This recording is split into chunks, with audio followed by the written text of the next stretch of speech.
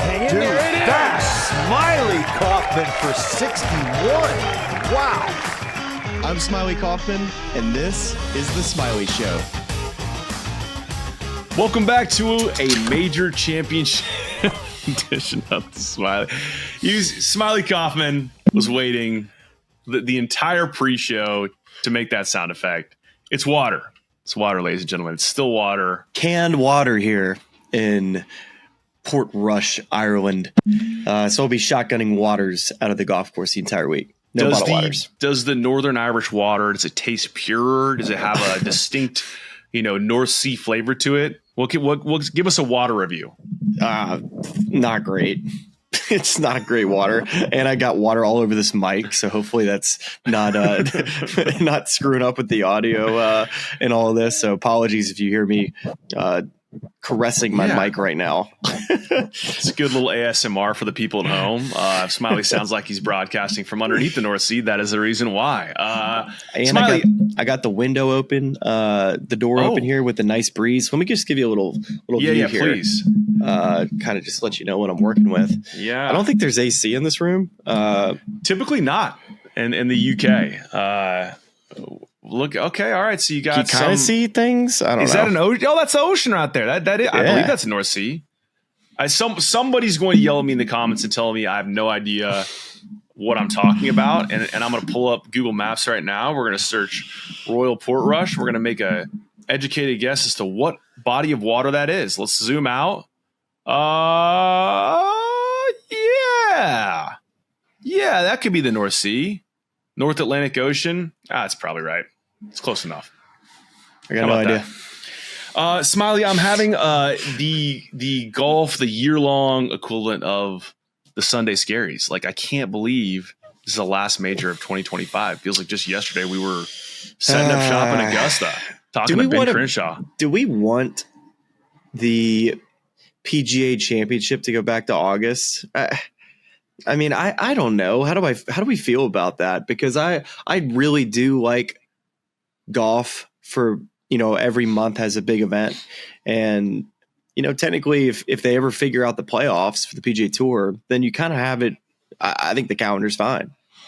I agree with that. I mean, I think that it's we've talked about this several times on the show now. It goes back to the conversation you have with James Colgan, where it's like, there's almost this deflating thing that happens post Open before we either, go into a Ryder Cup and a Ryder Cup year, or, I mean, you can make the same sort of deflating comment about the President's Cup, depending on how competitive that is. But yeah, I wouldn't hate the PGA Championship going back there.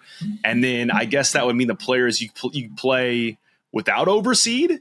You could get like a Bermuda version of that at Sawgrass by pushing that back to May. Back to May. It's just like, can you wait?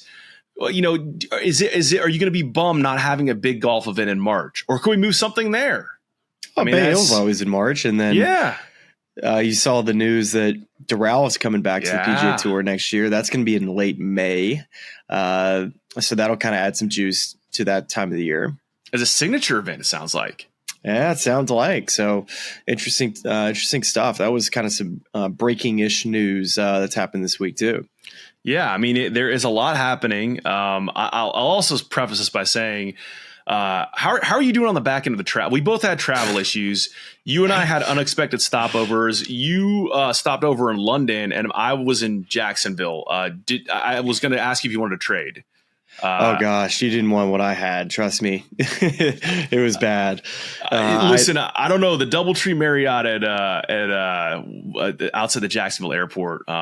It's an interesting place. I could not move in my hotel room at the airport. I missed my connection in London, and there's a hotel at the airport called the Air Hotel, and it's super convenient for the fact that you don't have to get in a car the next day. That you can walk straight down into the tunnel to go hop on the train to walk, or hop onto the train to your terminal.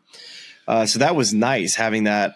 But I also have my golf clubs here. I have three, technically 5 pieces with me. I have my coat and tie bag. I have my gym bag, my backpack, golf clubs, clothes. And I'm probably not going to even play golf over the course of 2 weeks. I'm just literally lugging my clubs around everywhere. But It was unfortunate. I missed my connection, and there was no flights to either Belfast or Dublin yesterday afternoon and evening. Everything was sold out, and even into this morning, everything was sold out in London. So they actually changed airlines from British Airways to Aer Lingus. So instead of me flying to Belfast, which was an hour drive to Portrush, I go to Dublin. So now it's a three hour drive.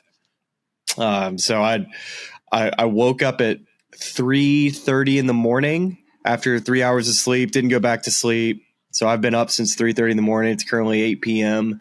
And we'll see how long I last. If I just kind of like hit the deck here, just know that it's not congestive heart failure. This is just me going down. Yeah, I similarly set the alarm for 3:30 a.m. this morning. I might be adding another airline to the no-fly list. I just might, Smylie. What airline? Delta. Dude, shut up. Dude, shut up. Dude, if you're adding Delta to the no-fly list, I don't know when I'm going to fly. You're going to just fly private. That's all you can fly. I might not be able to fly anymore. I had a side conversation. I mean, this is they canceled. They pushed his flight back. We all thought it was weather. It was a crew. They said it was an unexpected crew issue. So now I had to stay in the airport hotel down in Jacksonville and miss a night with my family because they just couldn't get it together from a scheduling perspective. I have been a Delta guy. I'm usually like a Delta Southwest guy, and you're on notice, Delta. Just know that. I flatly refuse to fly American Airlines. I will not do it. So United, you're up. Let's see what you got, United. I actually flew United to Tahoe and flew on, I think, one of their nicer planes I've ever been on with them. So good. United definitely moving up in the books for sure. I think they're my number two. They're my number two. And Delta's your one, right? Yeah. I'm gonna give United a American crack. Actually is third and Southwest fourth. But I've not ever flown JetBlue, so I know people like JetBlue, but we don't have a JetBlue deal with Birmingham, so I'm sure people do like that airline. I'm mixed on JetBlue. American Airlines is a budget airline masquerading as a major airline, and that's all I'm going to say about it. I will not do it. I will not do it ever again. We're actually, this is not actually an airline podcast. This is an Open Championship preview podcast, despite the Open here. And it's time to get right into an Open Championship look ahead, brought to you by our friends at Ahead. Ahead is a strategic partner for enterprise clients, helping them navigate the path toward digital transformation, much like an expert caddy, reading the course ahead and providing the winning combination of technology and execution. You can learn more about them at ahead.com. Smylie, the caddy aspect, it's going to be important this week at Royal Portrush. You were just out there taking a first look. I'm going to read a few course facts here. This course was designed by Harry Colt, H.S. Colt, back in 1888, and Martin Ebert did some series of renovations in the last decade or so. It is a par 71, 36 in the first 9, 35 coming home, and it is just shy of 7,400 yards. Fescue everywhere except for in the rough, where it's a mix of bent grass, indigenous grasses, and wildflowers. And then in the key agronomy personnel section of the GCSAA report, we have a very important person, or a being to note here, the golf course dog, Bella the Beagle. So that is your rundown on Royal Portrush. Bella, huh? Bella the Beagle. Let us know. Snap a pic if you see Bella out there on the grounds this week, and give her a pet. What do you have for us, having seen the course on a little bit of jet lag, no sleep out there today? What are your notes? I have seen 14 of the holes. So I walked 1 through 13 and then just cut over to 18 so I could catch a ride or I would have finished it if I would have probably got done another 45 minutes later. But I walked with Bryson and Laurie Cantor for the front 9. So that was really nice just to kind of, watch ball flights, watch how far the ball was going, kind of get a good perspective of how the golf course is playing. But it's, I tell you what, Charlie, it's surprised me. It has surprised me in a way that I wasn't expecting. It's much more difficult than I expected. There's much more unlevel wise. So there's just the fairways kind of have all these humps and bumps kind of going through them. But up around the greens, there's way more slope than I anticipated. When I think about some of the last couple Open Championships, we go back to Liverpool and Troon, only a few holes can really compare to what I really saw, over the consistent 18 holes here. There's some really, really steep edges on just about every hole, whether it's on the green side where everything's kind of working away into collection areas, or the other side of the green has the side to miss, but also there's a mounds that you can use, but those are also really steep. So that was the big surprise. Elevated greens with runoffs, like that type of Yes, that would be, I would say, a majority of the theme,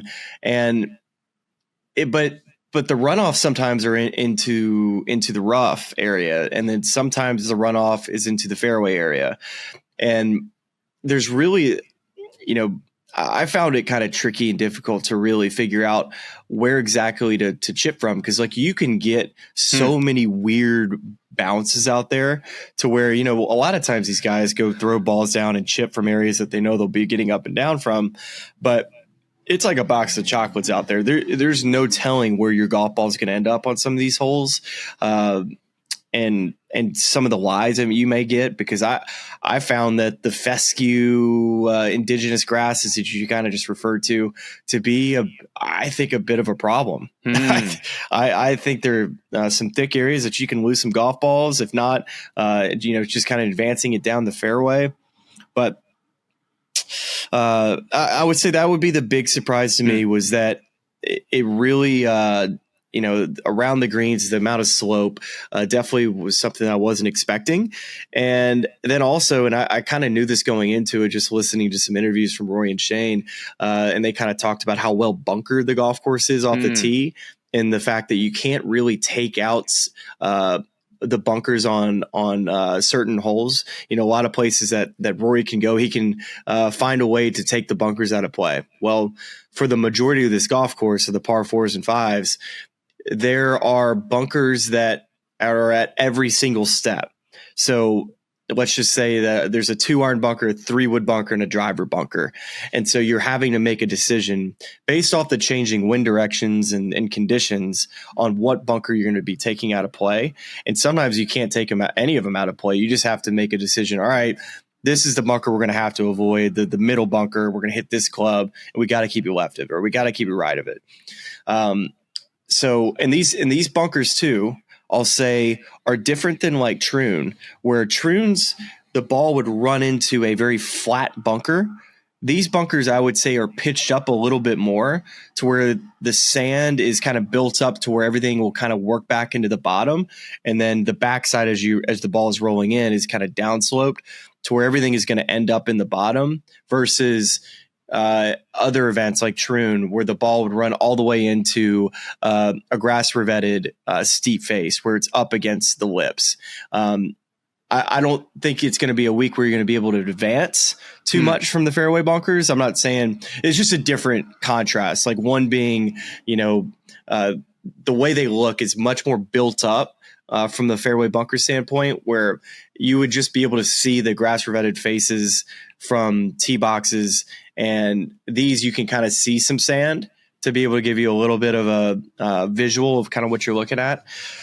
So I would say that is kind of the nuts and bolts of what I kind of just saw. So a bunch of slope, uneven lies, I think some crazy bounces, and then bunkers that are kind of well positioned off the tee. This is so interesting, taking each of those things one by one. Bunkering off the tee, that doesn't necessarily favor a longer or a shorter hitter, more so just making a decision as to which one you want to avoid and making a club choice off of that. And then approaches where, whether you're a good ball striker or not, we watched Bryson on the range hitting these little stabby punch shots. We watched Johnson Wagner out there throwing balls off of mounts and trying to hit these kind of low runners to chase him back to hold locations in the back of the green. But it sounds like, from what you're describing, that, approach play, precision approach play is going to be at a premium. But then you factor in all the classic Open Championship elements. changing winds, whether you're going to have rain, overcast, sunny, and all those variables have a huge role in what type of shots you're going to be able to hit, whether you're going to try to kind of fly it in the air and fly it all the way to the hole or hit it short. Are you seeing a profile of player that's going to stand out, or is it just going to be the player that has the greatest amount of creativity and willingness to be mentally flexible as the conditions change? Yeah, I would kind of look at who can avoid big misses off the tee. So I would look at distance from the edge of the fairway. So like who is avoiding the big outlier miss. Those are you want a player who's like really consistent with like their lines are, if they miss fairways, it's balls are landing close to the edges of the fairways, because where you really start to get in trouble on this golf course is with some big misses. Like you can run into some really big problems, whether it's not being able to find your golf ball, or hitting it out of bounds. There's some couple instances where you can definitely lose a golf ball out of bounds. So you don't want a super inaccurate driver. You want somebody who can kind of hit it right where they're looking for the most part. And when they do miss, it's not too far offline. And from there, I would probably say, sure, the par threes, typical with all Open championships, you got to be able to kind of hold crosswinds. It's kind of a shot that most likely you'll have to hit. But I would kind of go to who's like really nice around the greens. Like I think short game is going to be really, really important this week. Guys who feel really comfortable hitting bumps to hole locations where you can't see but only half of the pin. So somebody who's very creative in how they play around the greens, and can play with a lot of confidence in hitting a lot of different shots, whether they're putting off of the edges of the bottoms of the greens up a steep slope, and have the touch to be able to get those up and down. Those are the two biggest keys to me, is who can drive it fairly straight and who's going to be able to get balls up and down. And then from there, I think, of course, iron play is important, right? Like I'm not going to say you're going to have to do all things well to win the Open Championship, but those are if I'm starting to build a profile, I'm looking at like the Tommy Fleetwoods, the Russell Henleys, the Sepp Strakas, the Shane Lowrys, Tyrrell Hatton. These are the types of players that I would prefer this week. And even I would go into like the Jordan Spieth of the creative type of player who can get up and down. First name that came to my mind when you're talking about creativity around the green. I mean, creativity in general at a premium. Scottie. Yeah, Scottie would be also in that. I mean, shocking. Scottie's in the profile, but that's kind of where my head's going when I see this golf course and kind of who I expect to play well. I don't see somebody going out there and getting away with missed tee shots, because I think the penalty is going to be too steep. Have you seen a weather report, and does it favor a certain wave this week? It looks as if the PM AM draw appears to be a little bit better from a wind standpoint on Thursday. So today we had a north wind, and we're expecting it a south wind, I think, Thursday through Saturday is what I've been told, and then Sunday going back to north. And Saturdays, I think it makes the golf course play a little easier, the south wind versus the north. I think some of the more difficult holes, and even the drivable hole, the fifth hole, with a north wind, you can't get there. And then it's also like left to right wind on some of the challenging holes. So I think it'll play a little bit easier than what I just witnessed out there today in a north wind. So I expect scoring to be, I'm not saying like super low, but I'm also thinking that I think the conditions may help the guys be able to kind of get some scoring going. There's your kind of sketch on Royal Portrush, and it's a perfect segue, because Smylie, I was wrong the last time we recorded an episode. If you were watching this at the day we were releasing this, which would be Wednesday, July 16th, this is your very last chance to enter the Dream Ireland Golf Getaway Sweepstakes by Shipstakes. 3 lucky winners, all of whom are going to receive +1s for this trip, will receive an all-expenses-paid trip to the island of Ireland, where they'll play 6 world-class courses, including Royal Portrush, of course, hosting the Open Championship this week. The itinerary is October 8th through 15th of this year, 2025. The courses you'll play: Royal Portrush, Port Marnock, Royal County Down, Castle Rock, Ballyliffin, and Port Stewart. And of course, we'll put the link to the sweepstakes in this YouTube episode and our podcast description. So this is last chance. It's absurd. I mean, that is just an absurd list of golf courses. There's actually one more on the course I wanted to ask you about, specific to this one. Is Xander made comments about Portrush. Again, you could play this if you win the Ship 6 sweepstakes, so go enter. But just saying how last week at the Scottish, obviously it looks pretty brown on TV, hardly taking any divots. And then he said this week readjusting to taking more divots. Is it just, further north, more lush, more water on the golf course? I guess there are different degrees of links golf. And this, of course, as we talked about at the top, fescue, that same sort of old world grass you expect in a lot of these links courses. But what's the difference that the Xander's getting at there? I would say that if we're going to compare the difference between Portrush and the Renaissance, we'll have to start that they're on two different islands. So yes. Instead of going north, you have to go across a body of water. Of course. But the point I was making is if you're drawing a longitude line, a latitude line, like it is, the Renaissance is more south. Now you got me in a pretzel here. It is further south. I wanted to see how you're going to spin this one. It's further south longitudinally in Scotland than Portrush is. I gotcha. Yeah, Robert McIntyre was actually talking about the same thing. Is that last week Bobby Mac and Cheese was struggling a little bit with the firm conditions, with how it's like hitting off a cart path. You kind of struggle to be able to kind of make a divot. So everything's just bouncing off the turf. So that can be, I always found it tough with wedges because when you're used to making that divot, it's just bouncing straight off. It's hard to hit your numbers. The ball kind of sails on you, I think, a little bit more. So from what I saw today, I mean, I wouldn't call it soft. It's not soft by any means, but you can definitely make a divot. But I still feel like it's a firm golf course and very just natural. Like the greens, what are the green surfaces? Did you say all fescue? Yeah, and they look it. It looks kind of looks ratchet a little bit. Is a way to describe it. It's not the sexiest looking grass you've ever seen. It's kind of, I don't know if thatchy is the right word, but it just appears to me that it's unusual and different.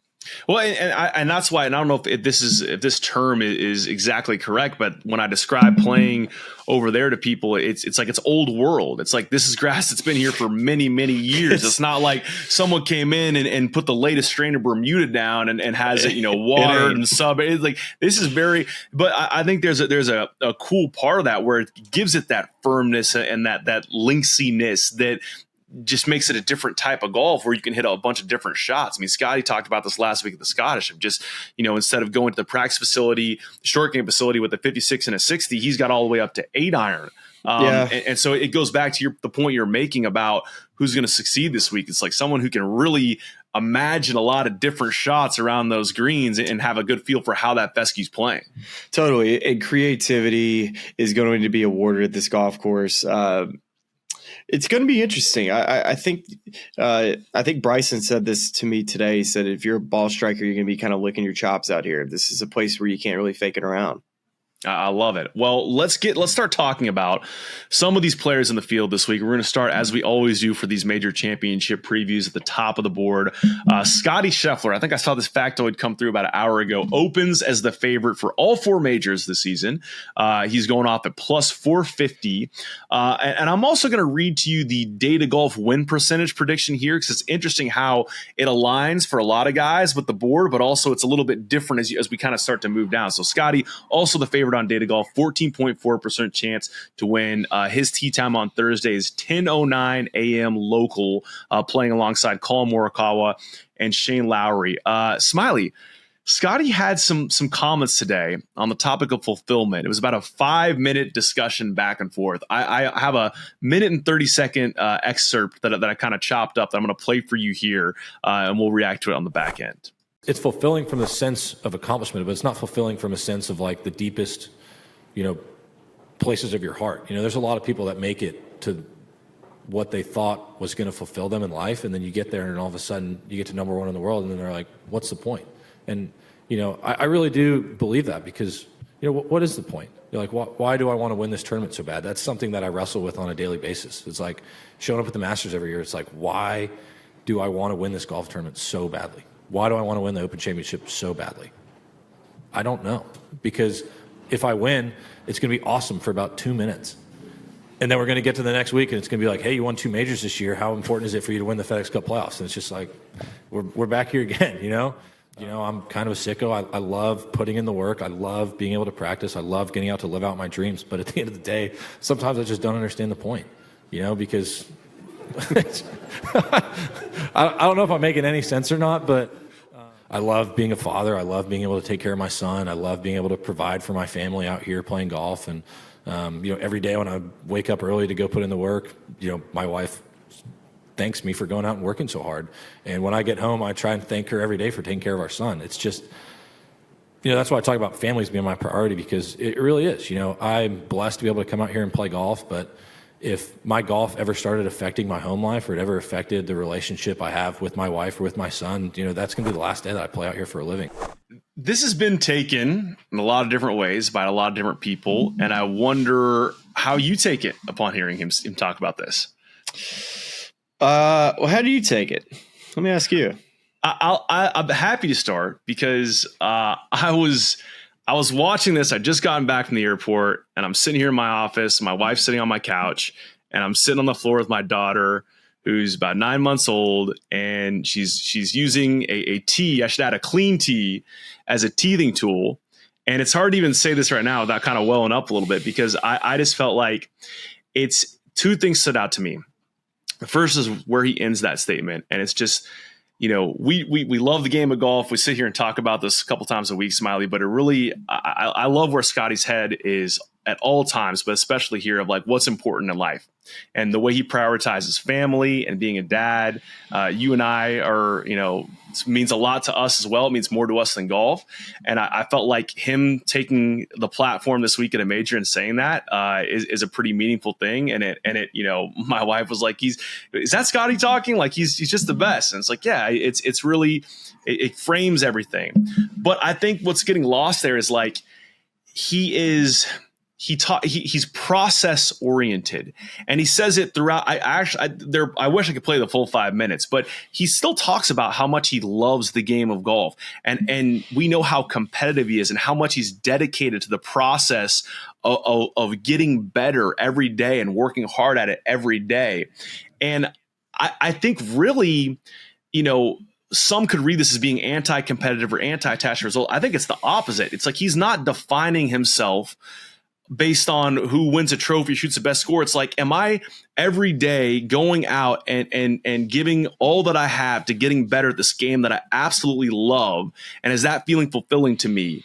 And that to me, I thought was, I loved all of that so much, specifically the parts I selected, but it hit me that way. And it's yet another reason why I love just about everything about Scottie Scheffler. Well, it's the chase that kind of comes to my mind. It's the chase to being great and one of the best of all time. And I think that is what he will always be measured against in the game of golf, is how great Scottie Scheffler can be. And I think that'll be something that, with Tiger, how many majors is Scottie going to win? These are things that he will be asked for the rest of his career. And we will continue to talk about it for the rest of his career, because you know why? Because he is the best. And I can understand exactly where he's coming from, because this game of golf, he wins a lot, but he wins way more than anybody else. But he also does fail a bunch, and he's a very competitive psycho. It's a vicious cycle that you can get into where, you have ups, you have downs, but also it's kind of difficult to process, compartmentalize different aspects of your life at times, and it could suffocate you. You could feel like you have nothing else but to think about is your golf game. And that's where I think Scottie's perspective in all this is really cool. The fact that maybe he will go through struggles one day, and that he can just lean on his family in that time, and that he doesn't lose himself in the game of golf, and that he is able to still be the dad that he is when he's playing good golf. So all that being said, I agree with you. It's refreshing to hear that. I never really knew where this whole 5-minute excerpt was going to go. Like once he started going, he would get to a point and then he would go backwards. I never knew exactly where we were going to finish on what his thought was, but overall theme was that you definitely understand. I can understand from his perspective when he wins a golf tournament, how quickly that can go. And then how we can also point that exact same thing we're talking about to Rory McIlroy, and how he's, chased something his entire life. And then he finally got there. And he's like, wait, is it not supposed to feel a little different than this? Is it not supposed to feel, is it like, this was what everybody said I must have. And I'm not saying that he felt this exact thing, but it's like, well, now what, what's next? And I think that for any great player, they have to find a way to either keep resetting goals, or they have to find a way to walk away. It's either one or the other. Cause these guys are so good. It's like Novak Djokovic. They talked about this the other day when he was hurt in the semifinal match, when Novak Djokovic cannot go and beat Alcaraz and Sinner, he's going to eventually walk away from this game because he just knows that, hey, this is the bar I've set for myself.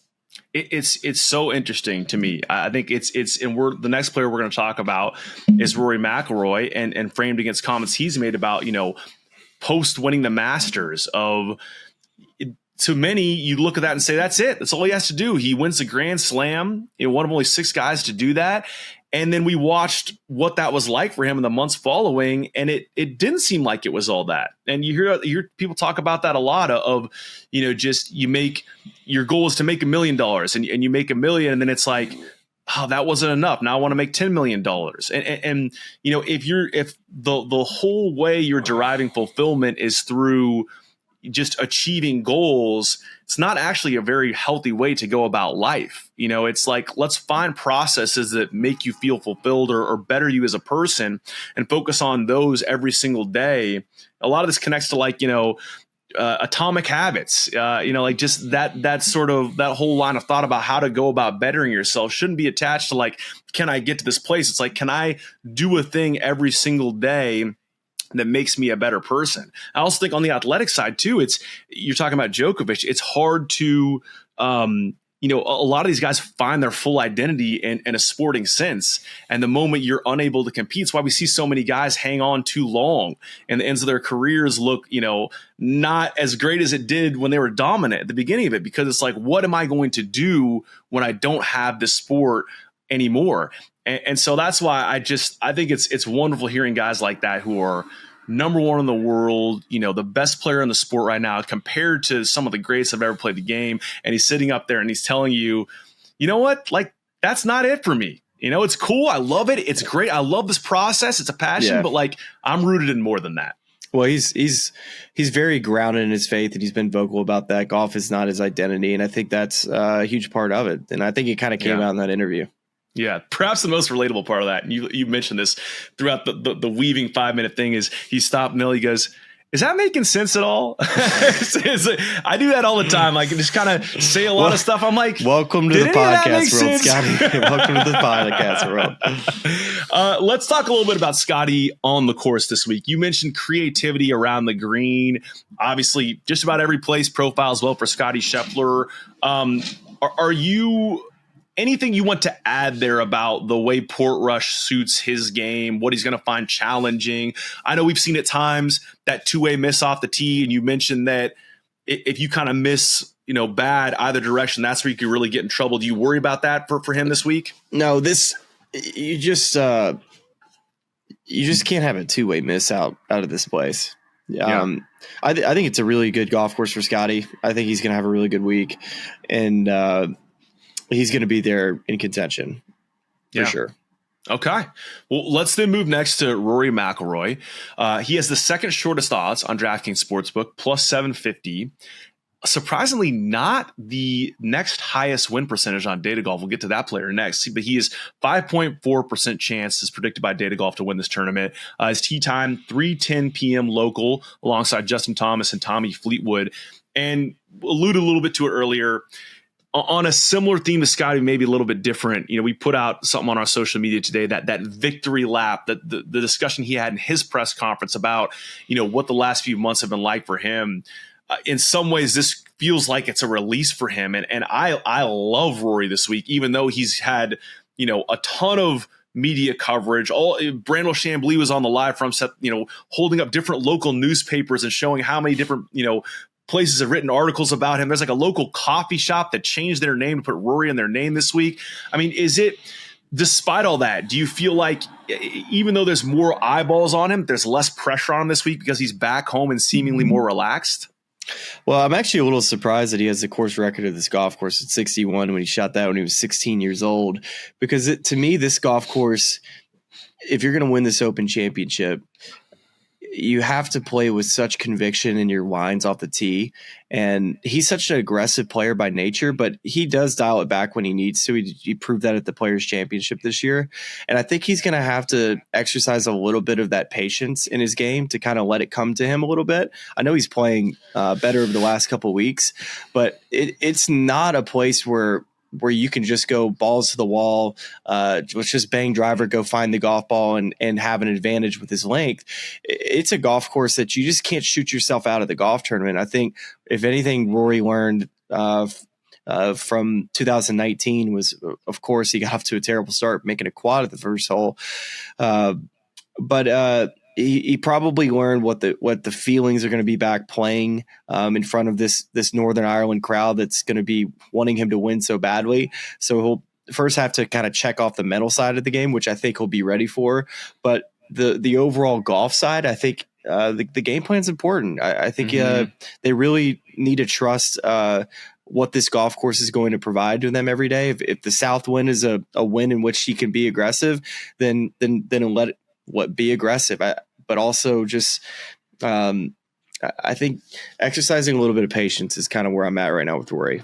Well, in the game plan piece, it's interesting you say that because I was listening to Brandel talk about this in relation to Bryson DeChambeau. When you're playing an Open Championship where so much of what you're going to get throughout the week could be unpredictable, how much of it is this is what the game plan is, this is what club we're going to hit on this tee, and how much of it is just being flexible? Or do you have like 3 or 4 different seasons, plans? Man. Yeah. It changes with the seasons. I mean, I was on the 4th hole today with Cantor and Bryson, and all of a sudden this big kind of storm comes through. It gets colder, windy on this par 4 4th hole, the hardest hole in the golf course.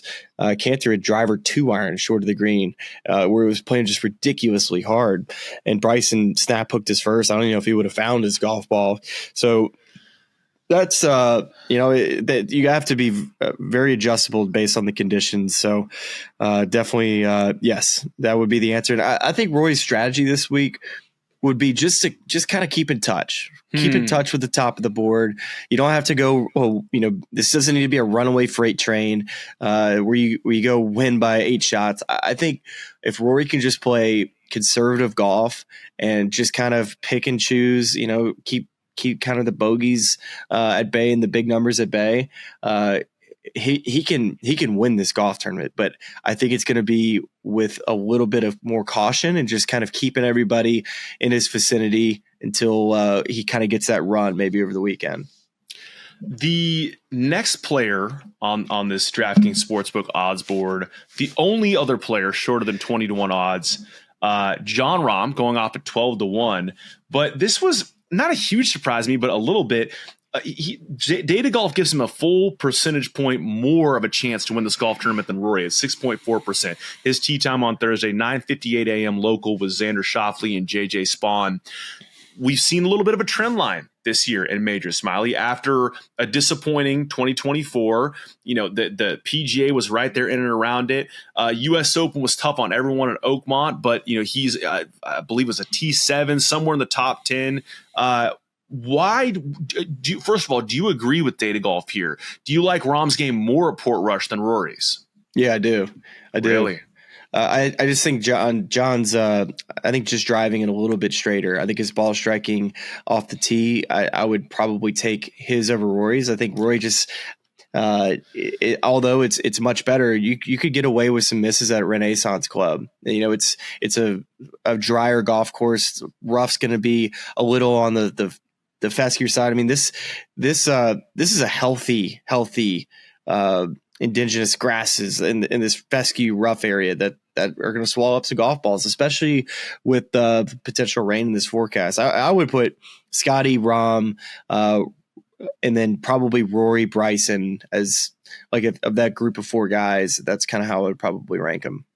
You just mentioned his name right there, Smylie. You were out walking around with him today. Bryson DeChambeau, he's the next on this board, going off at 20-1 with a 4.3% chance on Data Golf to win this tournament. His tee time, 2:48 p.m. local on Thursday, with Bobby Mac and Cheese and Justin Rose. Just give us. Let's start with, what was the mad scientist up to today? What was he? All sorts of hijinks, correct? Yes. He was given a golf ball from somebody in Spain, and he's been testing a bunch of different dimple types of golf balls because he's been trying to get his golf ball to have less curvature in the air. Oh, man. So this is like a non-conforming golf ball, and he just has one of them. And he kept on hitting it off on different shots on different holes. He's like, "See, guys, look at that!" And it's like the ball is like not even moving. It was insane. I mean, it was pretty wild. He had an iron shot on the 6th hole that, I mean, there was no wind on the shot. Like, for instance, it was a 20-25 mile an hour wind off the right. This ball is getting hammered and moved to the left, but he hits this like heavy sand ball, is the best way to describe it, with no dimples, and it doesn't curve at all. And he's like, "Yeah, see, look." It's called hold on, I got a name for it. It's called a Polera. Polera golf balls. Okay, I want to look this up. And it says Ultimate Straight.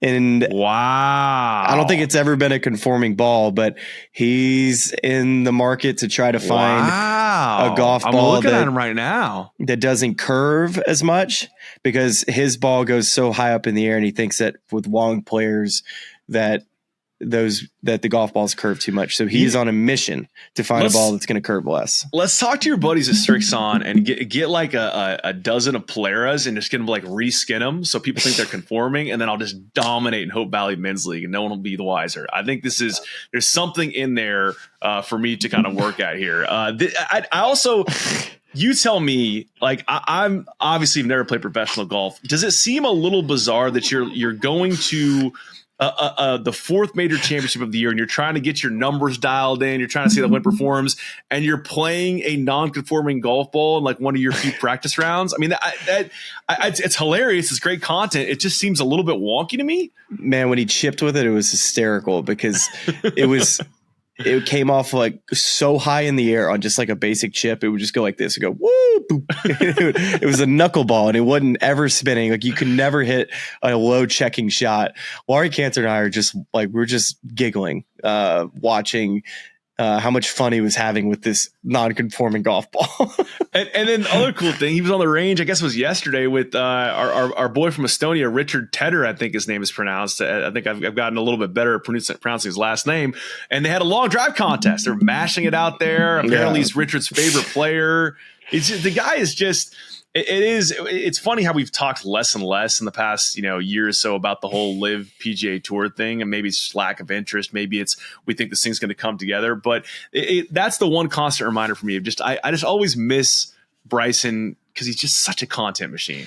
Well, it's interesting about the Open Championship and kind of his record in these Open Championships, how it hasn't necessarily been a great resume. Mm-hmm. And I kind of attribute to the amount of information that he has to kind of work through, where the wind is just so much heavier. It's such a heavy wind you have to deal with, and how it affects it on slow greens, and how the wind change can be 5 to 7 miles an hour from when you're standing over the putt to when you hit it, and how that affects the math in which how far he takes back the club on a putt. And I don't necessarily worry about his iron game quite as much as maybe another week, because he mashes down on it, so he can bring the flight down. He can work it both ways. I watched him hold fades into right to left wind, so he's capable of hitting those shots. And I think he should probably do more of it. Like the better shots he hit today, those draws over and over again. He just kept on wanting to hit draws, and then he would just kind of blame the overdraws on the golf ball. Where I'm like, I think you should just hit the one that holds it, but. Did you see which irons? Did he have the LA golf irons in there, or did he have those Vodas? Do you look at his bag at all? He had those lab shafts. I didn't look at the irons, what they were, but they looked like the ones that he'd been playing. I think. I don't know. Well, because I think he trialed the LA golf ones, but then he was back to the Avodas. They look like the whatever you call them, the Avodas. But it's interesting on how. For him to have a really good week, first off, he played really well today. There's nothing that wasn't that I didn't like what I saw. It's more so, I think, because there's so many, you can't eliminate bunkers here. So you have to find a way to play a little bit more conservative and plot your way around. And will Bryson have the patience to do that? And he's proven he can be patient at US Opens, but at Open Championships, it seems he's kind of gone with more of the bomb and gouge approach at times, and it hasn't really kind of worked out. And he hasn't kind of gauged the weather conditions perfectly, and kind of all the crazy bounces that you can get that aren't quite the normal bounce that you would get at a certain place. You can get some really poor breaks on this golf course this week. Yeah, Brandel said something to a similar effect on Live From, of just, he is so, to your point, formulaic with, not only wind direction and wind strength, but air density and green density and all these things. And that a guy that needs to have all the math right all the time, because the Open is such a changing set of conditions. Right? What do you think that would be? You think it's a positive? You can use that to your advantage, to being able to calculate how many inches outside the hole the putt is with a crosswind of a 15 mile an hour crosswind. He can literally calculate these things. That is an advantage that he has, and that nobody else can do that. So there is advantages to this, but you have to wonder when is it going to kind of work out in his favor with that. It's interesting. I hope he's in the mix just for sheer entertainment value alone.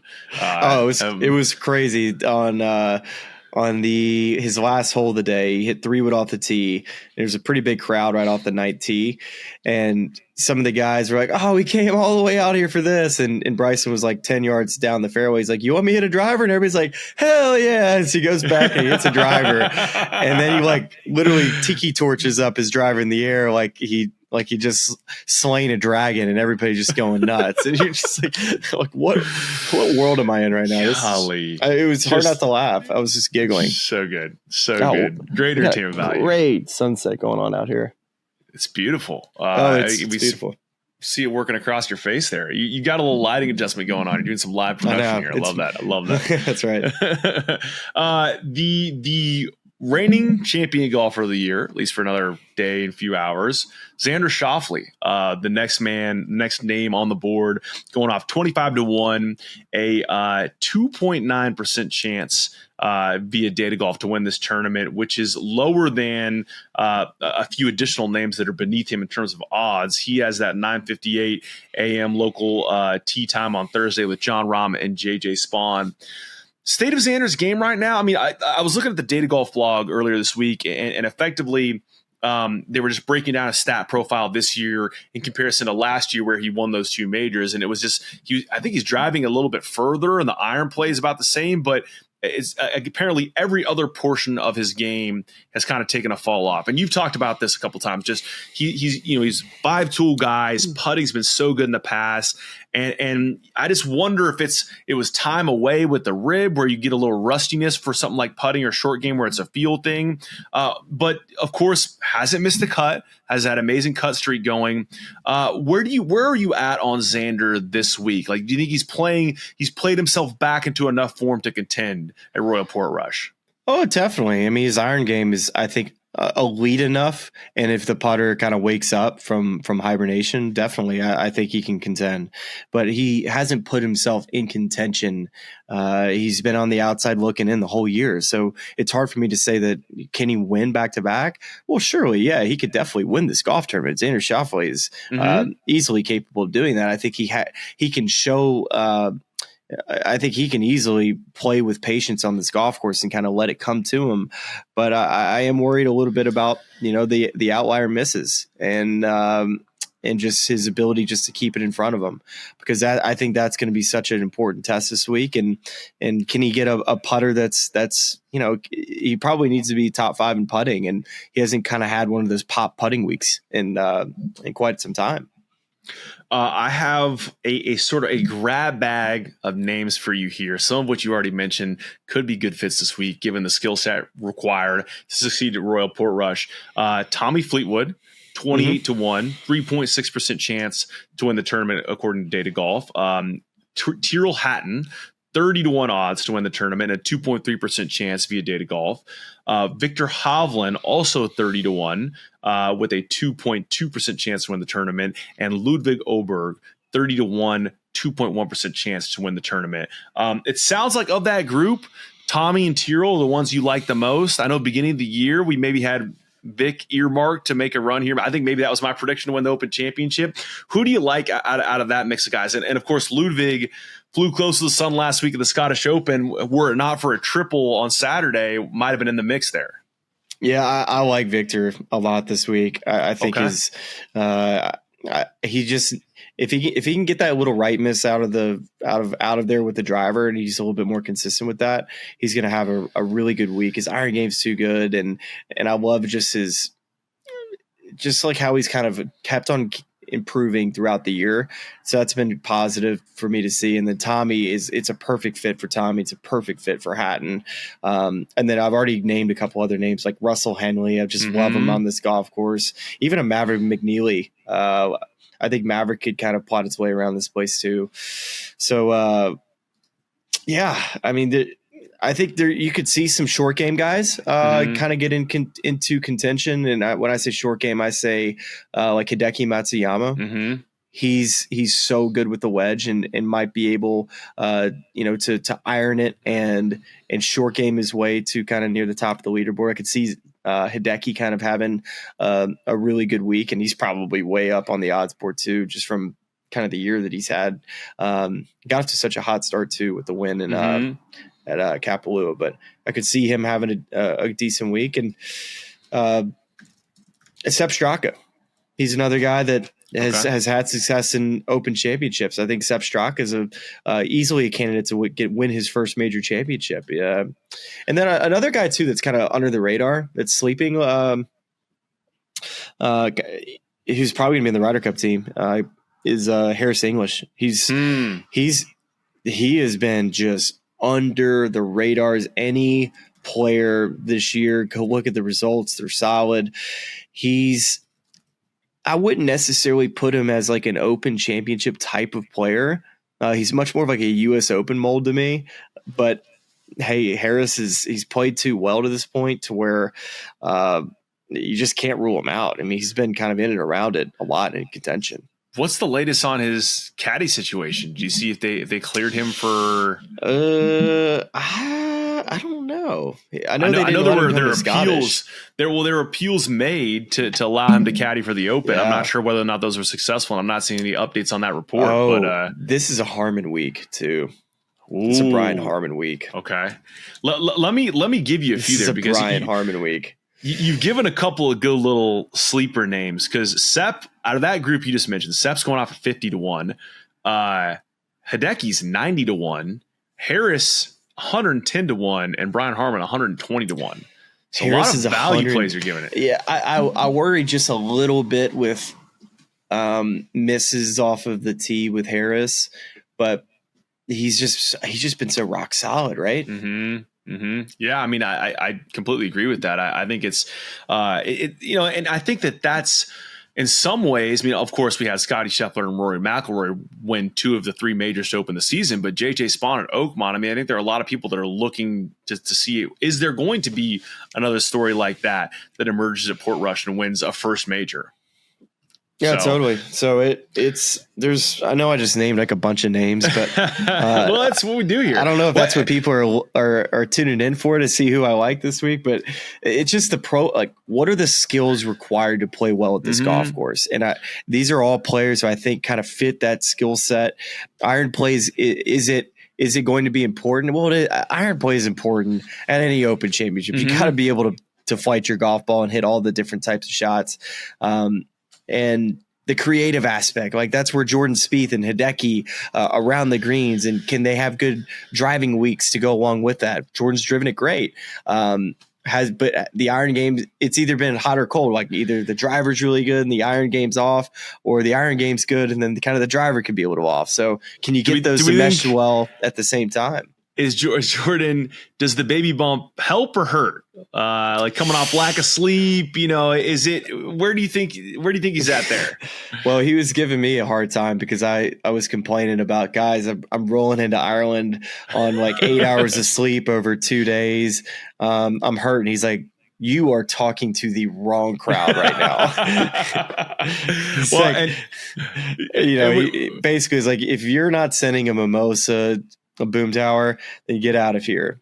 We do not need that energy here in Ireland this week. And by the way, he's right. And we should also say a warm welcome to Sully Spieth and a congrats to Jordan and Annie on their third. All the S's. Third, right? All the S's. That's right. So they got Sammy, Sophie, and Sully. Love that. A little couple S. You got to get the alliteration going. That's a nice little. Well, they didn't know there. They didn't know what they were going to have. Whether they're going to have a boy or girl. So it's kind of cool. We're going to have boys kind of right around the same age. The picture of his fingers, it was like a true like workman's hands. It's a guy his calluses are a problem. But it's like you can't. They're wild. Like you don't want to do anything about that, though, right? Like, I mean, you could obviously do some sort of care to those, but once you remove those, that it changes materially the way you swing a golf club, correct? I mean, just how he grips it. He grips it so weird, like he's got that finger hanging off. Like, yeah, it's wild. Oh, that's great. Well, hey, 2 last ones I want to throw at you before we make our one and done picks. The 2 others that are playing alongside the favorite Scottie Scheffler, Collin Morikawa going off at 35-1, 2.3% chance to win this tournament for Data Golf, and Shane Lowry also at 35-1, a 1.4% chance, but the man who won the Open Championship the last time it was played at Portrush. Just heard from Brandel Chambly earlier this week, who really likes Shane here, and Collin, an interesting case where he's been trying out some different caddies. Had Billy Foster last week at the Scottish, missed the cut, but Billy obviously an experienced links caddy. Like this should be a strong suit of Billy's, kind of guiding Collin around here. What do you like for those guys this week? I mean, I think that both are incredible ball strikers, incredible iron players, but do they have the rest of what they need to hoist the claret jug this week? You said Collin and who? Shane Lowry. Oh, I love Shane this week. Love Shane this week. Did I say I like Shane this week? I like Shane this week. Okay. Collin Morikawa? No, not buying it. It's a tough one, right? Because it's just at the beginning of the year. It's a good course for him. I'm not buying anything right now there's just too much external things going on. Changing caddies, changing from a glove to no glove from long irons. Just like bizarre tinkering. Yeah. Like bizarre, just too many changes. You don't see people show up to major championships with constant movement and things with their golf bag or caddies and see them just like pull a rabbit out of the hat and win an Open Championship. Well, and it's an interesting, discussion. I don't know if you have additional thoughts here of just like, when is the right time to make changes? Because there is obviously a train of thought that if you don't feel like you're where you need to be, let's try to fix it now and maybe correct it so the rest of the year we can pick up a win or play a little bit better, find something, whether it's a new putter or something different to look at, a new caddy, different voice in your ear on the course. But I guess there's also a train of thought of like, you've been close, really close the past 2 years to winning a tournament. It's not like you're playing bad golf. It's just getting over that hump. And do you wait until after the Open Championship to make some of these changes, or after the playoffs to make some of these changes? Like, do you have any thoughts there? I don't think he should have ever fired JJ. I think they're a great team together. He's a fantastic caddy. They work really well together. And now he's on the search of Joe Griner. We felt like that was going to be a long-term thing. And I guarantee you Joe probably felt the same way, but it's pretty bizarre. Also pouring out for Joel Damon and Gino Bonelli. My sea bass is here. Hold on. We're keeping that in. We are keeping that in. All right. Well, Smylie now has a warm plate of sea bass sitting in his room, so we are definitely on the clock. That thing could smell on the clock. It could start smelling very interesting very quickly. So let's do it, Smylie. Our one and done picks. We're not going to do the DraftKings lineup as we have in the past because we're not together. We can't pass the phone. We're just going to make our picks for this tournament. We've run through a lot of names that you like. You have the first pick this week. I have the spreadsheet up to make sure you don't pick someone a second or third time. Who are you going with at Royal Portrush? I think Jon Rahm and Tyrrell Hatton are both going to be in contention. I took Tyrrell Hatton at the beginning of the year thinking that this is going to be the week he wins a major championship. But I just think that I have to lean Jon Rahm over Hatton if I'm going to pick between the two. And I really want to just keep some of my PGA Tour names still for the rest of the season. And for that reason, I'm going to be taking Jon Rahm. I like the pick. Data Golf likes the pick. Reminder, we only have 4 events after this: the 3M, the Wyndham, the St. Jude, and the BMW, and that wraps our one and done season. So keeping a few names in the holster there. I'm looking at that as well. I have not used Scottie left. I don't think any of those events I just listed outweighs this event. I was thinking about using Scottie at the 3M, but that was a joke. Took a little while to get there. I'm going to use Scottie Scheffler here at the Open Championship. I think for all the reasons you listed, a guy that is an amazing iron player, a guy that has a lot of creativity around the green, that seemingly has embraced that challenge. The one thing I worry about a little bit is it seems like this type of grass on the greens frustrates him. And that's been a theme with him with putting over the years of just, it takes time for him to get comfortable on a new grass. And then once he does, he just starts winning in droves. But I'm still, I need to use him here. I probably should have used him earlier in the year, but I'm going to use him here. And let's hope Scottie gets a second major this season and I can move up. By the way, I'm making moves here. You are third on the FedEx Cup points list and the money list, and I'm now 8th on the FedEx Cup point list and 10th on the money list. Got some work to do. I've been on a cold streak. I might catch you. Need John to have a good week, and we'll see who wins the Open Championship. It's kind of sad. We're already here. This is our last preview pod for a major, so it's a real bummer. Well, enjoy Ireland. Go enjoy that bass. What are you try to split the G this week? I guess this Ireland. You gotta be splitting the G a couple times this week. Gonna have to split the G. Go if you're listening to this, go out, pour yourself a cold one, split the G, and hope you enjoy this Open Championship at Royal Portrush. And we'll be right back here as we always are with recap journals every single day. So we'll talk to you very soon. Enjoy the Open. I listen to this podcast. It's really cool. And all of our local fans and subscribers, but make sure you like and subscribe. It's cool to see what you guys are doing. I know golf fans appreciate it, but we do too. So please keep it up. For all the good people of YouTube, like and subscribe. You guys have some good takes, so I'm happy to come on and shoot the